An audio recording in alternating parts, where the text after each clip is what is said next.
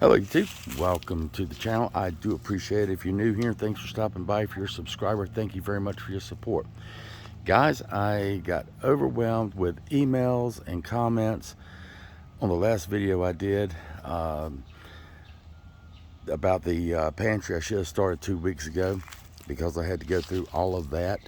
And I feel like that if you guys are taking your time to write me an email, send me a comment, which I read all of them. I try to read all my comments. I try to respond to them. I got more emails and comments on this video than I have on any other video. So I want to take a minute and address some of the questions and emails that I got. Because like I say again, if you guys are taking time out of your schedule, to watch my video, I really do appreciate you very much. And if you're taking the extra time to write me and ask me a question or anything like that, that's one reason I said I started the channel, because, you know, just to help people in a prepping journey that are in that mindset. But I have got emails and comments from non-preppers, which is fine. They want to do a little bit of extra, you know, food storage, things of that nature. And I can only tell you what I'm doing. So, and what we're doing here, me and my wife, and how we are doing what we're doing. And so I wanted to, instead of sending out emails to everybody and sitting down and writing emails, I went through them. I found a lot of them were asking the same questions.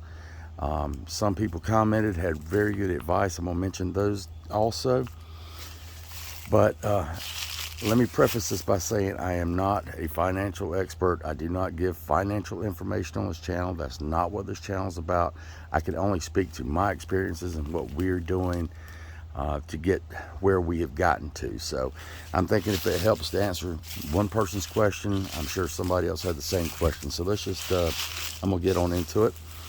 I've had people ask me how to get started. Okay, first thing, if you're, and most of this is basically on food storage.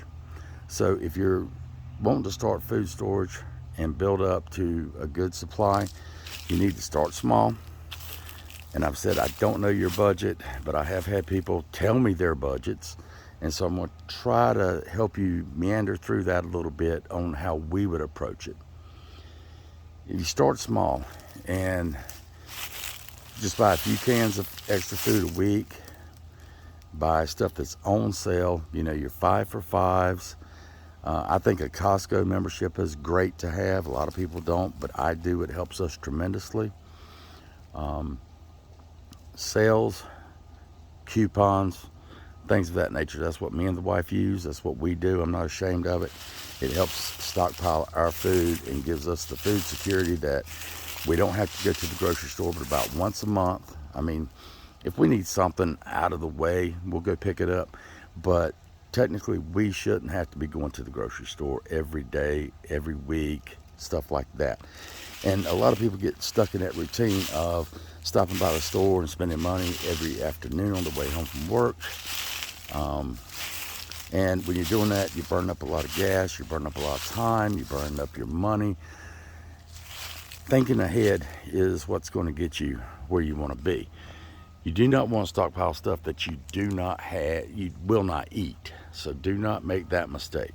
Don't fall into, you have to have canned everything and stuff that you don't want or you don't need. Don't fall into that trap. So that's one thing. Another commenter made a very good point. If you are going to start food storing, look at your room and your availability, because it will build up faster than you think. You're going to need to have at least a freezer or some good place to store your food. So be thinking about potential space, you know, empty closets, a storeroom, or wherever you've got that you could possibly put that food, because you're going to want to stack it, take care of it. You know, you just don't want to throw it in somewhere that could get dented or anything like that, because that's what I was doing. I was inspecting everything in that video to make sure all of our stuff was still good, and my Mylar bags are back in their totes. Somebody asked me why I inspect those. I inspect my Mylar bags, my freeze-dried food, because if you get a pinhole in it, food will be no good. So I try to look for stuff like that on about a semi-annual basis. I do that. Another question was, is freeze drying worth it? To me, it is. To us, it is. Because if you're prepping, you're going to be able to buy a small freeze dryer for about $2,200 to $2,300. The large ones are about $5,000. You have to buy bags. You have to buy oxygen absorbers. Over time, will it pay for itself? Yes. If you're buying freeze-dried food, you know how expensive that is. So that's something you're going to have to decide. But it works for us, and that's something we are doing. So that helps us out quite a bit. I showed you in this video right here how you can go to Dollar General on a $5, $10, or $20 a week budget and start a stockpile. So you can be doing that aside from your regular groceries. If you can scrape up an extra $5, $10, $20 a week, $80 a month, you can put back a lot of food. It will add up, pretty quickly. So that's something to look at. We have the Costco account or membership. We go there. We can buy just about everything we need there. They've got a lot of stuff we don't need, obviously. People say, well, the membership is $60. Okay, so I'm going to throw this out here real quick. We buy, because we don't use that much milk here. We don't eat a lot of cereal. She uses it mostly for cooking. So for us to buy a gallon of milk or half gallon of milk or a pint of milk for her to make something, usually the rest of it will go bad. But here's the difference in what you can save. We buy shelf-stable, whole organic milk. Right here, you can see side by side. Amazon has it for $38 and Costco has it for $15. So you can see the price savings you can save there. And it's shelf stable. It doesn't need refrigeration. We put it right on the shelf. It tastes good. She uses it in all of her recipes. Works fine. It's whole milk. But that's just one example. We buy a lot of meats from there, seafood. We freeze dry a lot of it. And we can make one run. I had a subscriber, watches a lot of my videos, told me that he spends roughly $600 a month in groceries and still makes trips to the store every he said multiple, so a week, whatever that is, if that's 3 or if it's 5, I don't know.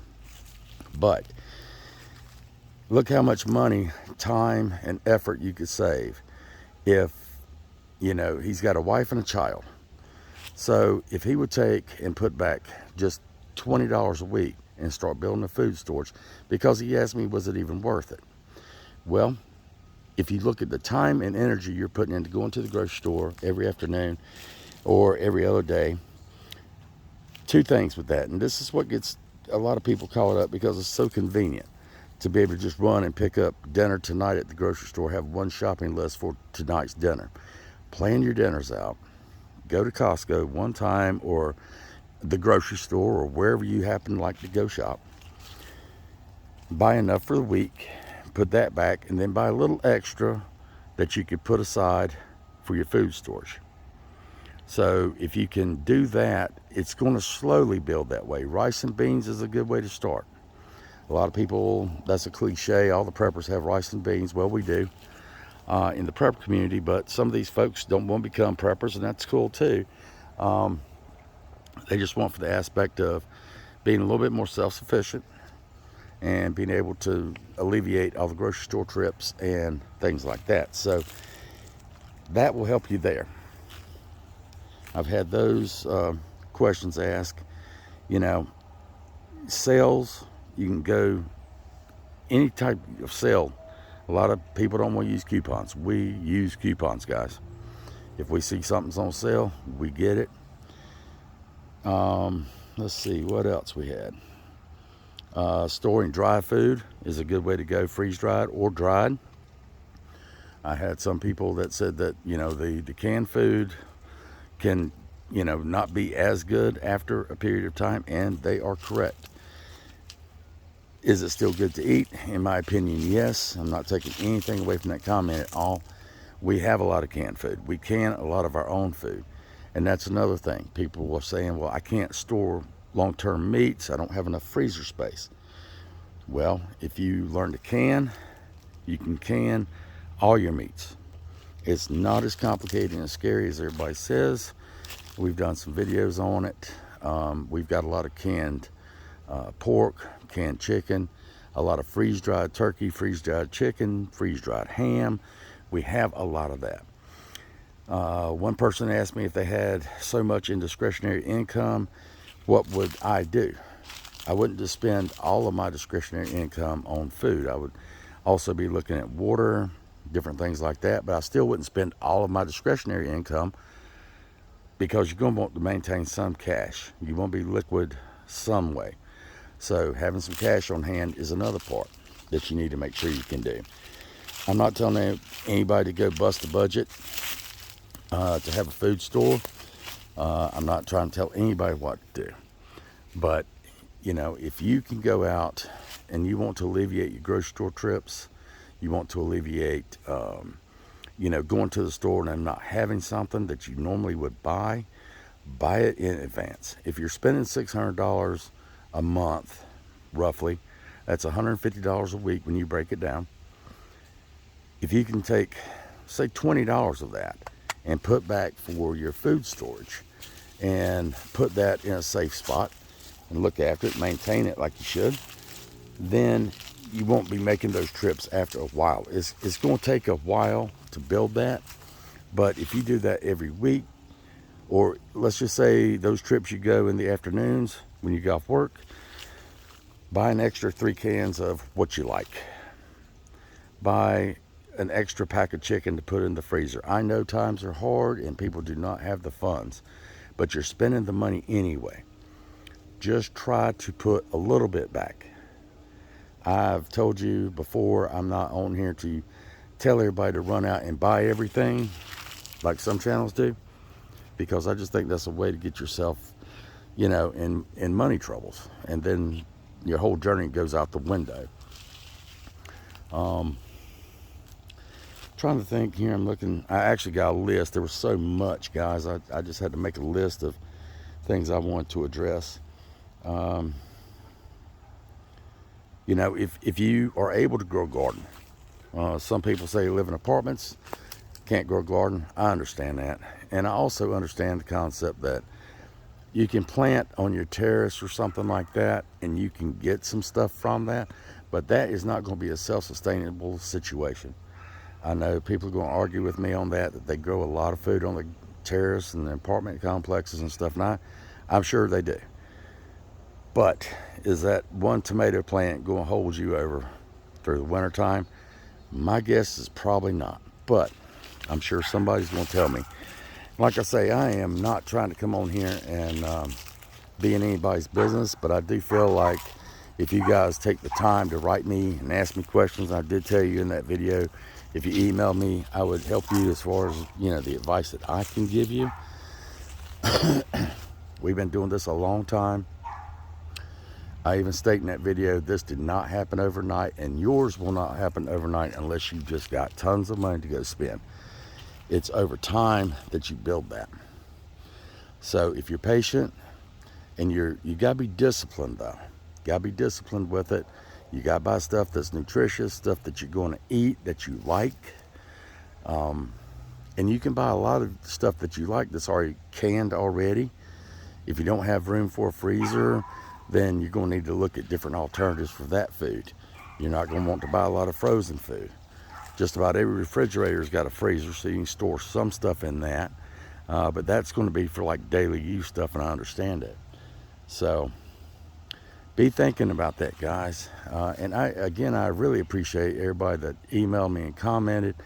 I got a lot of new subscribers, and I certainly do appreciate each and every one of you guys taking time out of your day to watch my videos, much less take your time, email me and comment. And when you do that, I feel obligated to come on here and address as much of it as I can. So, you know, do your due diligence. Get out there and try to find the good sales. And when you do go, just take an extra few dollars. It don't have to be a lot. You may say, well, Ted, you know, I only got $5 to spend this week.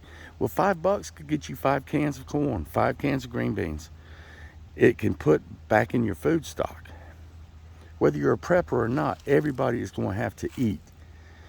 It could be a job loss situation. And if that happened and you've got 3-4 months worth of food stored up and you don't have to go to the grocery store and spend anything, that's going to be a lifesaver. It doesn't have to be a climatic, apocalyptic event. It could be as simple as a job loss. Just that simple. Could be a sickness or an injury. If you don't have to buy food, that's one less expense you have to worry about. And you know, so guys, I really appreciate everybody watching. I look forward to I look forward to my emails and my comments. Like I say, I got so many this time off that one video. I don't know why. I appreciate every one of them. I read them. And I hadn't come back on here until I wanted to go through a bunch of them and find out how many of the similar ones we had.